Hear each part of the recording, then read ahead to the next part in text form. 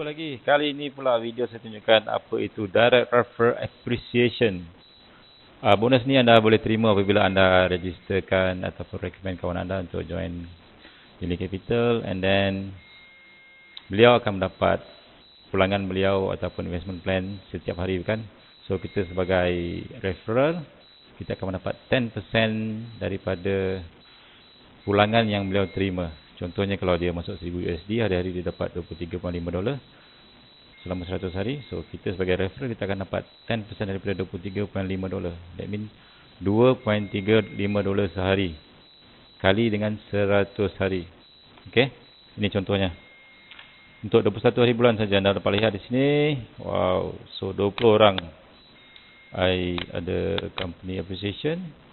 Bernilai 23 sen, 23 sen, 2.35, 5 sen. Jumlah yang tak banyak, tapi kalau anda kumpulkan banyak-banyak, lama-lama jadi banyak. Alright, because kat sini saja ada 20 line. Okay, I tunjuk yang next day. Ini untuk 21 bulan. Ada 21 hari bulan lagi, 40. Tengok di sini 40. Page ketiga. Okey, 21 hari bulan di sini. That means pada semalam saja, untuk 21 hari bulan saja, saya dah dapat 58 kali 10% daripada orang bawa saya punya investment. So kalau anda dapat lihat di sini, bonus yang diberikan seperti di sini lah. ROI DRA, maksudnya direct refer appreciation. Untuk semalam saja, saya sudah berjaya mendapat 18.2 sen sehari. Kalau you kalikan dengan 100 hari, 1800 USD.